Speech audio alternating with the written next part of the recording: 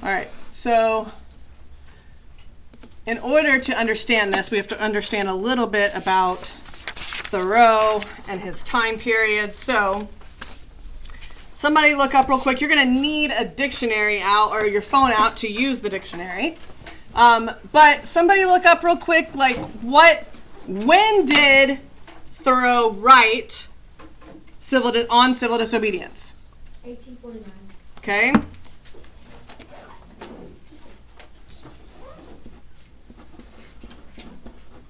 All right, so what's happening in 1849 in America?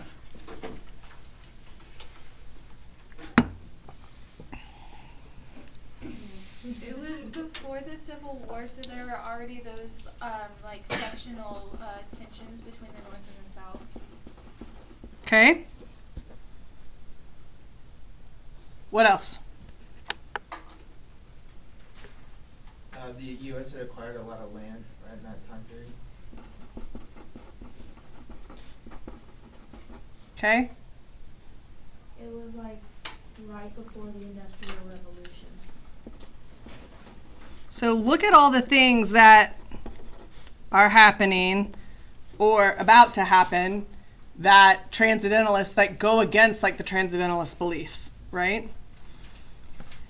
Why did he write on civil disobedience? When did he write it? When what had happened to him? He was put in jail for avoiding taxes for the Mexican-American War, which he didn't approve of. Okay, so that would mean that we're still in the Mexican-American War, right?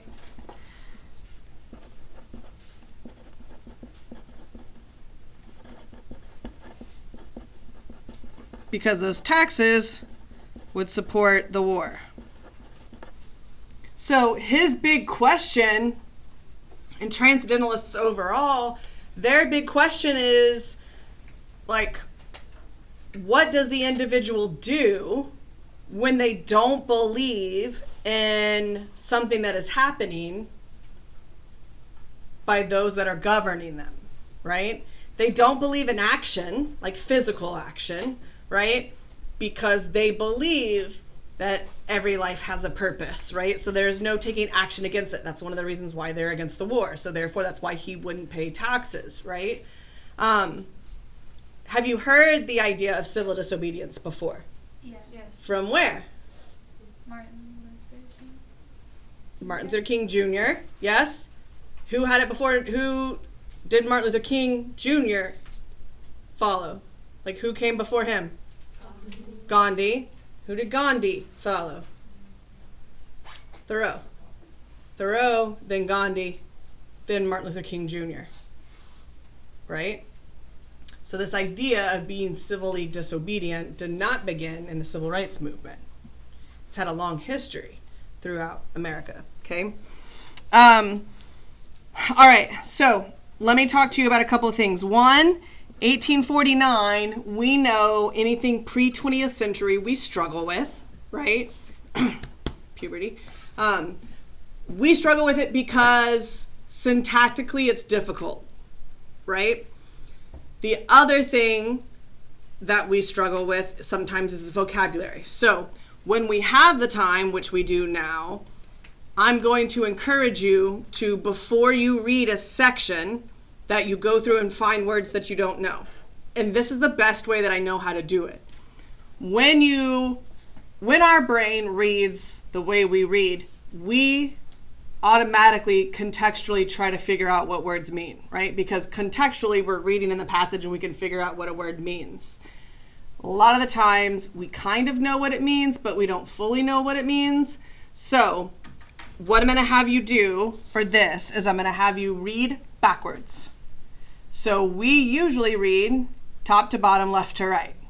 So you're going to start right to left, bottom to top, and you're going to look for words that you don't know and circle them. So you're not reading them in context, right? So inexpedient, sometimes are, governments, all, and, usually are, governments, most, but. So you're reading backwards. So circle those words, reading backwards, that you don't understand or that you can't give a definition to.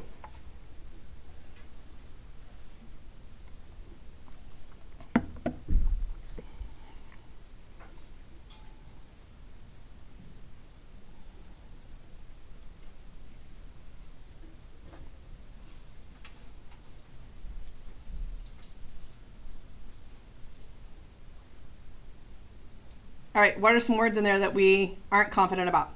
The inexpedient. Okay. What else? Systematically. What else? Okay.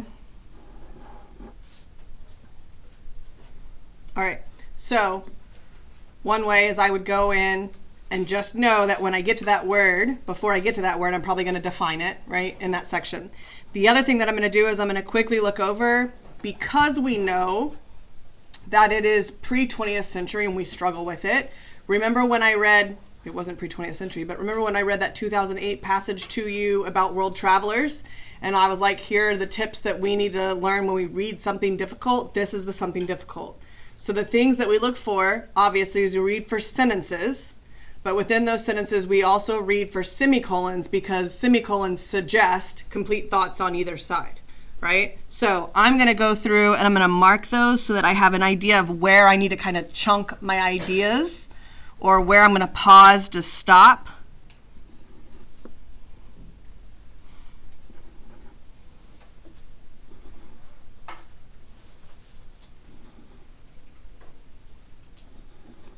So would we not have to do that for commas?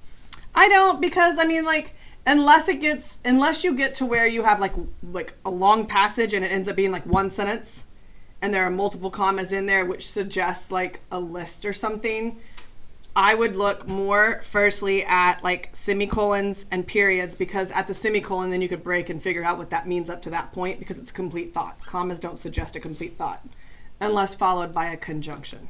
Okay. Right? So if we're looking at this, total sentences, we have 1, 2, 3, right? 1, 2, 3. So this is 3 sentences.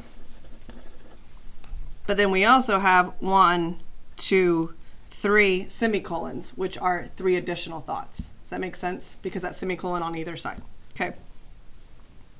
All right. So the way that I laid this out, a little differently. I mean, it's kind of like Cornell notes, except for on the left, we're writing our annotations. Like, we're going to write a couple of things on this side, just some paraphrasing for our understanding, maybe some definitions.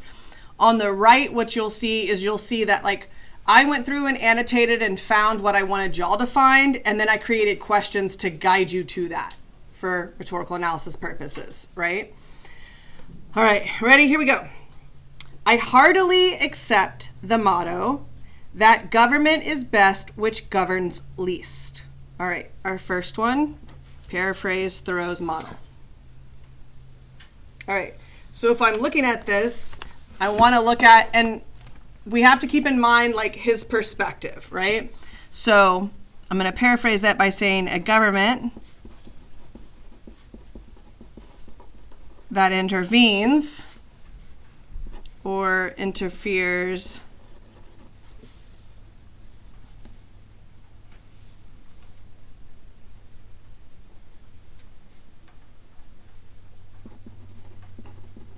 the least in an individual's life is the best.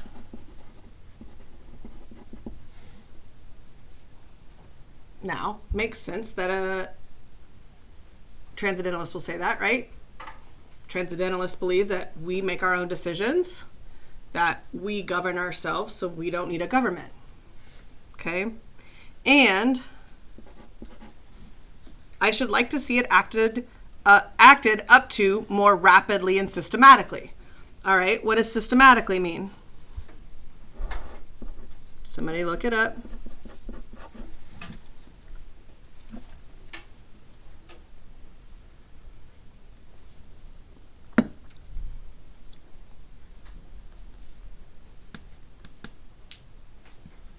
According to a fixed plan or system.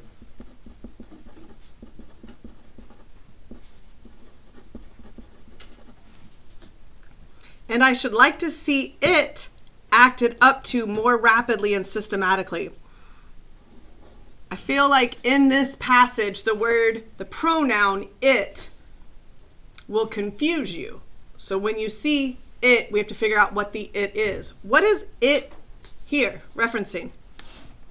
What does he want to see acted more rapidly and systematically? A government that doesn't interfere. The government that governs the least. Right? So what he wants to see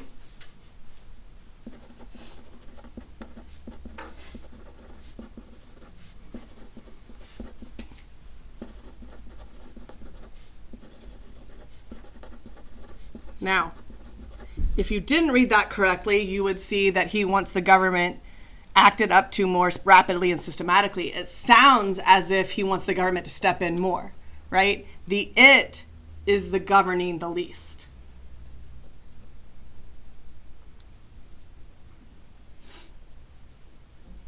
Carried out, it finally amounts to this. Again, the it is governing the least. Carried out, if it governs the least, it finally amounts to this, which I also believe. That government is best which governs not at all. So what does he also believe? Well, I mean, that's what he said, but what does that mean?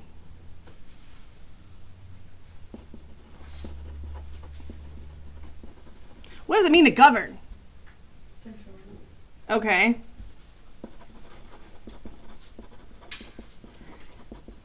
I mean, and when I think of govern, I think of like control, enacting laws, setting restrictions, right?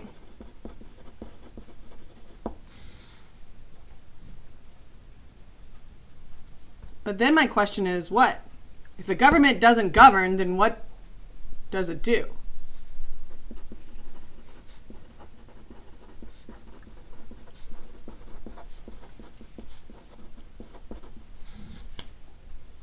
If the government shouldn't govern, that's what they're set out to do. What are they doing? Well, if they aren't governing, they're not doing much, but couldn't they still be influencing the public? They could, but does a transcendentalist want that? No. No. And when men are prepared for it, again, the it is the government that governs the least. That will be the kind of government which they will have. So basically he's saying, like, society isn't prepared.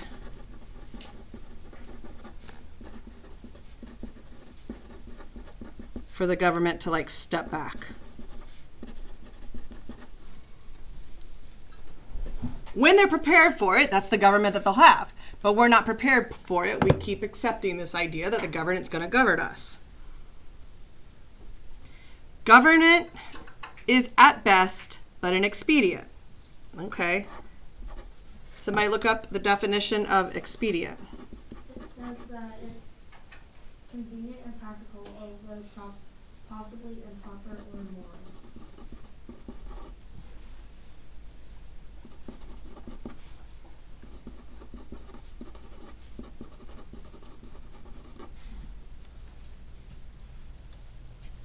Government is at best but an expedient. An expedient is a thing, right? So it is a practical thing, but it's also immoral at times. So what is the assertion that he's making? So this is the assertion, right?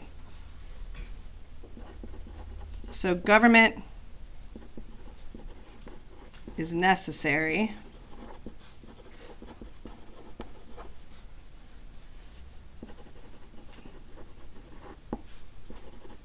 but also immoral at times. But most governments are usually, and all governments are sometimes, inexpedient. What does inexpedient mean? Not practical, but moral.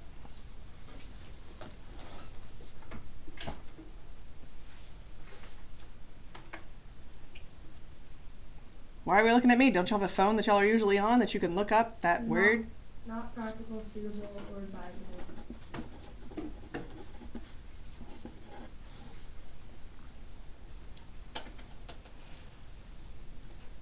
Okay, so there's a huge difference here. My brain hurts because I've been doing this all day. Most governments are usually not practical.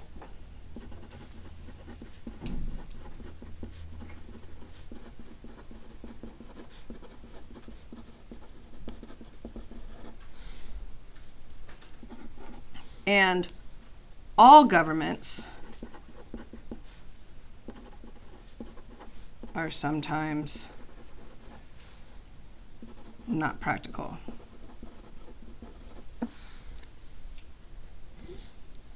So what's the difference between those two things? Most governments are usually not practical.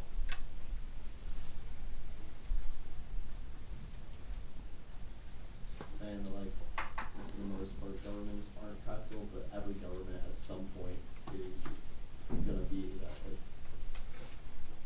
Or impractical. But what's the difference between most governments and all governments? Most governments suggest Majority, that there's a majority so that there are some, some that work. yeah, that are practical. Most governments are usually not practical. It's a qualifying statement, right? That suggests that sometimes there are. However, all governments, even the ones that are practical, have times where they are not practical.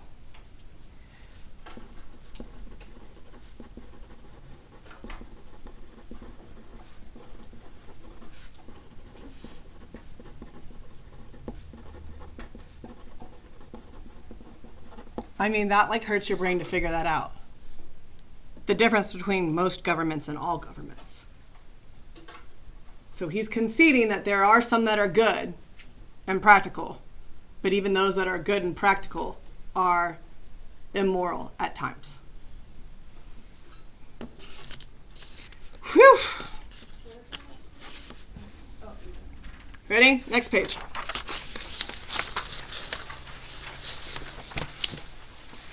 All right, what's the first thing we did? Work backwards, go through, circle.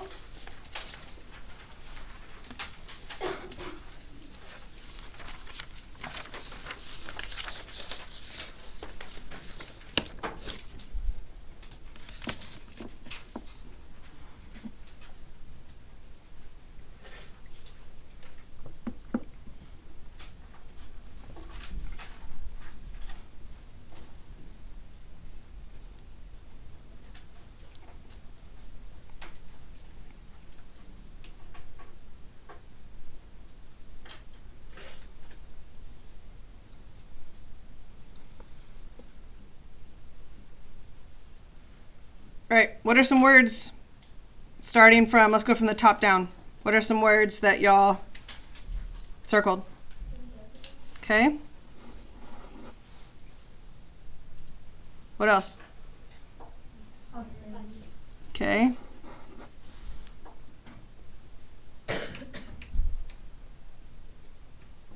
Brutality.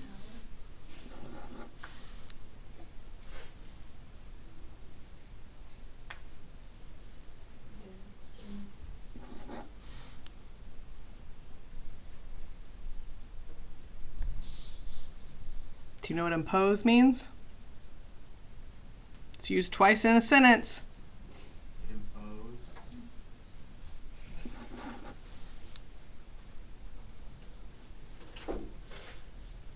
Enterprise.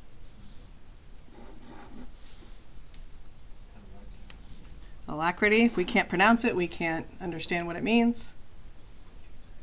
Inherent.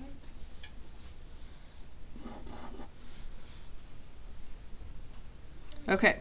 Anything else in the end? No, at the top, I forgot to mention unimpaired. Okay. So look at those words throughout. If we can't define those with some sense of understanding, then are we going to understand that passage? No. Nope. Especially ones if they're used twice and you don't know what they mean, right? Or if they're used in like the last one that we had that was opposite, right? We need to know what both of those mean. Okay, so then we're going to go through and count sentences. There's 1, there's 2, 3, 4, 5, 6, 7, 8, 9, 10,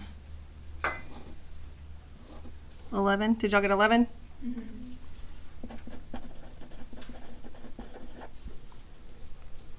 We have 1, 2,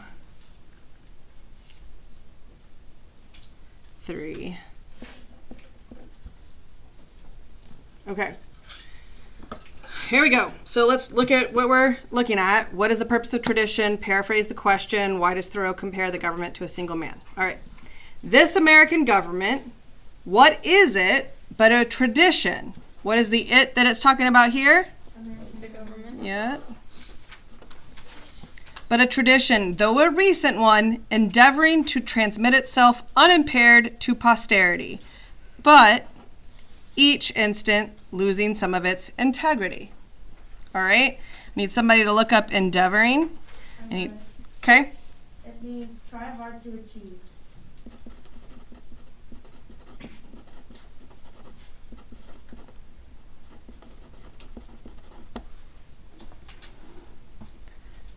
So it suggests some kind of like difficulty, right? All right, unimpaired.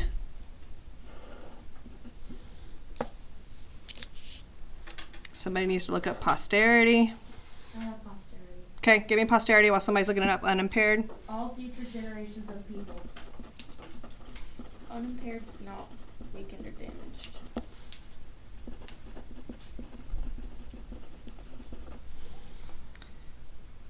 What does integrity mean? Oh, should we have circled that one? That's one of those words that like you know what integrity is, but if I'm like define it for me, y'all kind of look at me like, oh, what's integrity? The quality of being honest and having strong moral principles. Moral uprightness. Not uptightness, moral Uprightness. uprightness. So the last class said the same thing. Strong moral what? Uprightness. No, strong moral Oh, strong moral principles. principles. Okay. All the things we have to define in that passage. This American government, what is it but a tradition? Okay, so now let's look at our question. Remember when we look at rhetorical analysis, we have to look at like things outside of the context of this. So if we think about a tradition in general, what is the purpose of traditions?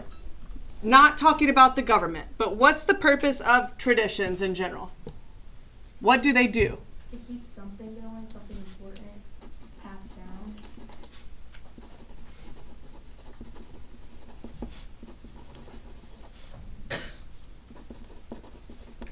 Okay. What else? What else do traditions create?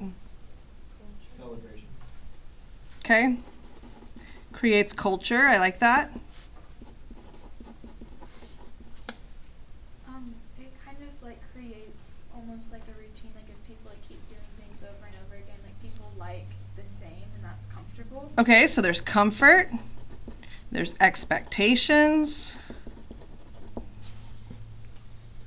So his question, what is the American government but just a tradition? This thing that we just keep passing on, right? That works hard to move forward throughout generations, but every year continuing to lose some of its moral compass. So what is the question that Thoreau asks? Like, why do we have a government that is just for show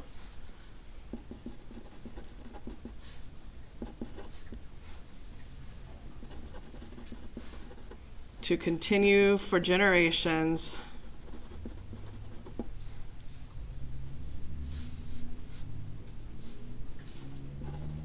and that continues to lose its more moral principles. Well, that's kind of sassy. But do you understand that view from a transcendentalist? Right? If I'm going to govern myself, why do I need a government to govern me? I don't need a government to govern me because I'm independent. I depend on myself. I make my own decisions. It has not the vitality and force of a single man. It is the what? The American government. What does vitality mean? The state of being strong and active.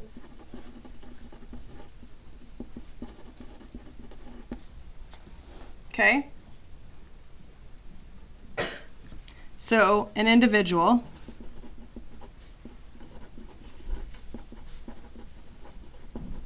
strong, active. Who does the individual make decisions for? As a transcendentalist, the individual, Makes choices for themselves. and I'm going to make choices that benefit me, right? Okay.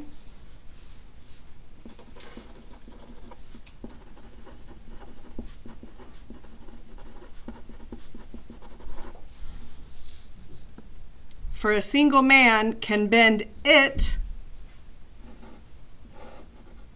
to his will. So why does he compare the government to a single man? Because, like a single man, the government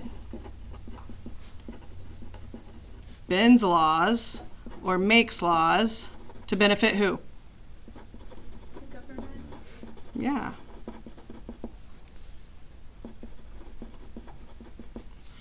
Taxes, who do those benefit? Government. The government. I'm going to make a law that if you don't pay the taxes, you go to jail. Who does that benefit? Me, the government. Does that benefit us as the individual or you as the individual? No.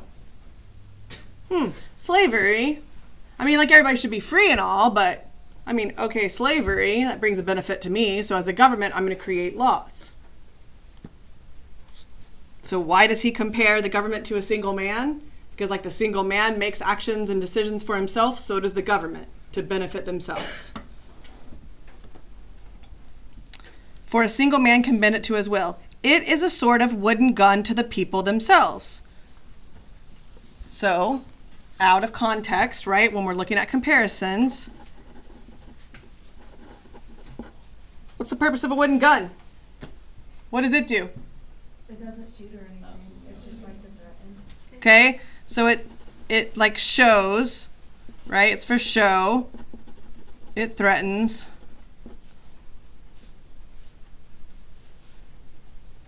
Like it looks like it would work.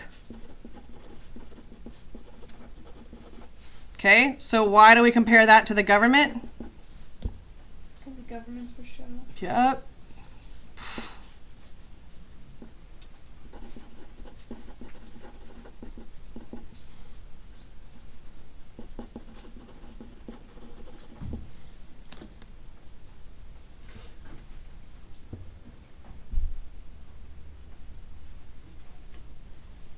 But,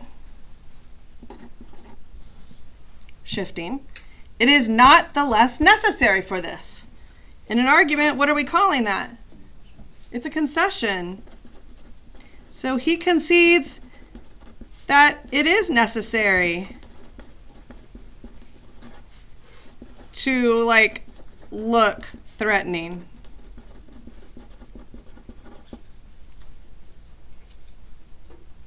For the people must have some complicated machinery or other, and here it's din, to satisfy that idea of government which they have. So he compares it again to machinery now. Okay? Din is the sound of machinery. So we have the comparison of machinery to the government. How do we know machinery is working? We hear it, right?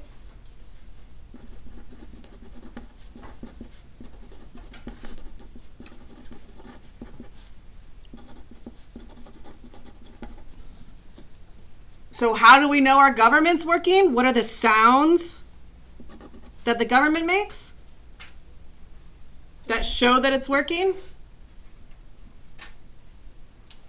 They're passing laws for the people. Yep. I'm not even for the people, that they're passing laws. Going to war, right? That'll show us that the government is working. So just like the den of machinery, the den of the government are the laws and the regulations and the wars that they're entering. Oh, there's our government, it's working. Just created a law for us. Look, it's working. Governments show thus how successfully men can be imposed on. What does imposed mean? Oh, I'm running out of room. What does imposed mean? Forced upon.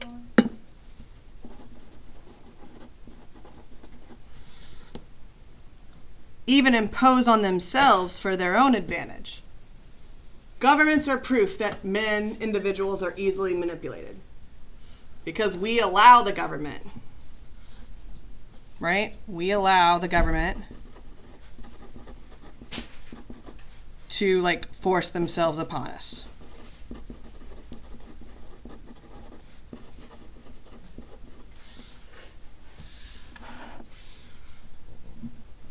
For whose advantage? For the government, not the individual. It is excellent, we must all allow. Again, what is this in an argument? It's concession. What is he conceding about the government? It is excellent. It's impressive that we have a government.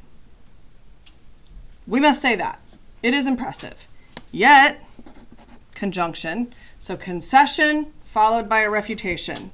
This government never of itself furthered any enterprise. Look up enterprise.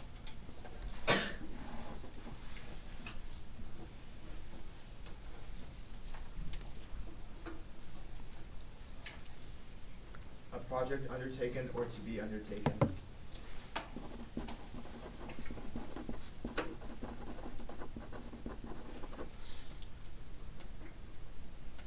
Yet this government never of itself, never on its own, furthered any enterprise, but by the alacrity, this is like promptness, with which it got out of its way. So, what does the conjunction show? So, this idea that he concedes that the idea of a government is impressive, but refutes the only time they were good was when they stepped out of the way.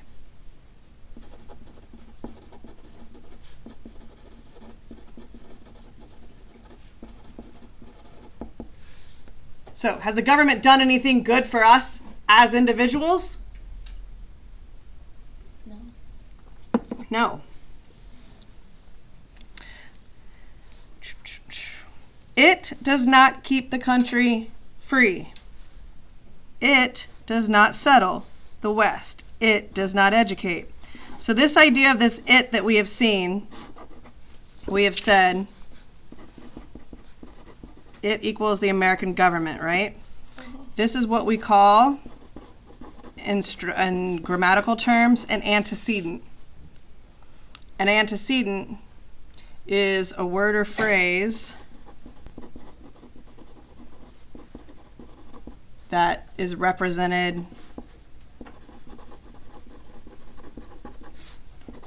by another word, and that is usually a pronoun.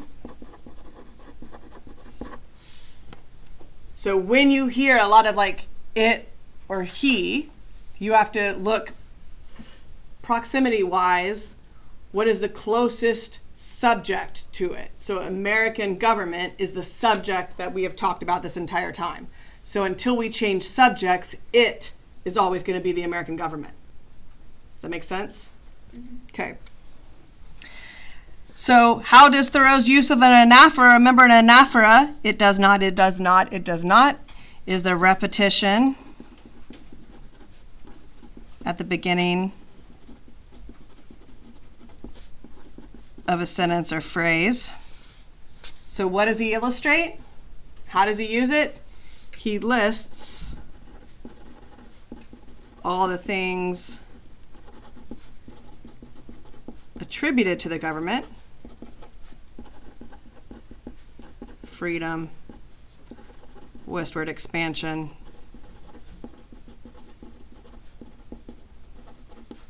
an education system, but it does not settle the West. It does not educate. The character inherent, what does inherent mean? Existing in something as a permanent, essential, or characteristic attribute. So it's this characteristic that's like lives inside the American people. The character inherent in the American people has done all that has been accomplished. So instead of, he lists all the things that were attributed to the government, but should be attributed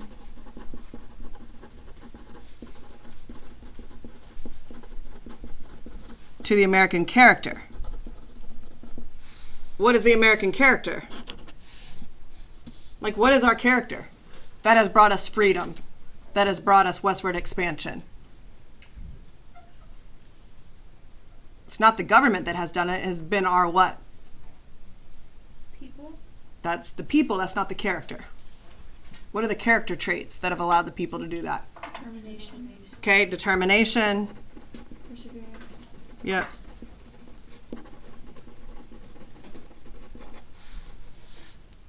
And it would have done more, somewhat more. Now this switches. What's the it?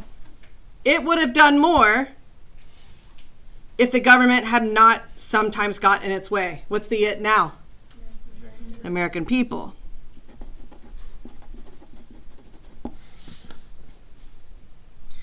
So he said, like,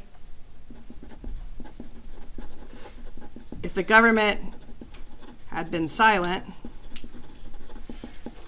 the American people could have done more.